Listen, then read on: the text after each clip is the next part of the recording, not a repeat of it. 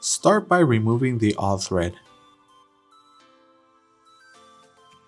Screw on the centering sleeve onto the all thread, and then screw the all thread back onto the valve hand tight. Adjust the centering sleeve so it is protruding about 5/16 of an inch past the finished wall. Attach the self-adhesive sealing strip on the back side of the faceplate and leave approximately 1 inch gap at the bottom center. Put the faceplate onto the broach and centering sleeve and adjust the centering sleeve so it is flush with the front of the faceplate. Place the hub and escutcheons against the all thread and mark it slightly shorter than the hub. Remove the faceplate, the all thread and centering sleeve,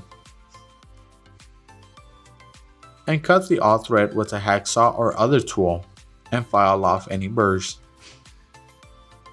Screw the centering sleeve off the all thread and screw it back on to create a lead thread. Screw the all thread back onto the valve, hand tight only.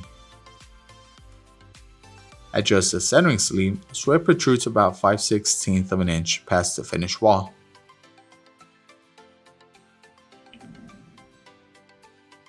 Put the faceplate back on.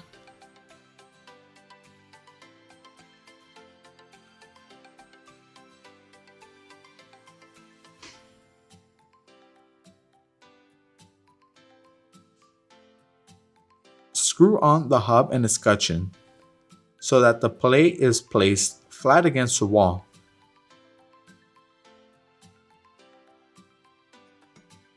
Make sure no all thread is protruding through the hub.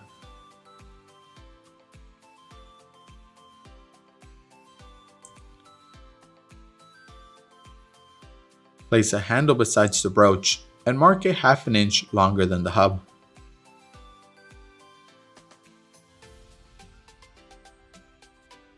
Remove the escutcheons and hub and remove the faceplate. Cut off the broach with a hacksaw or other tool and file off any burrs. Put the faceplate back on and screw on the hub and escutcheons to press the plate flat against the wall.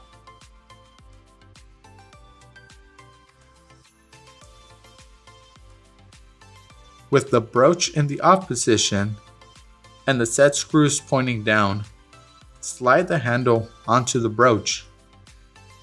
Use a thin business card or similar as a temporary spacer between the handle and the hub to avoid friction, and then tighten your set screws.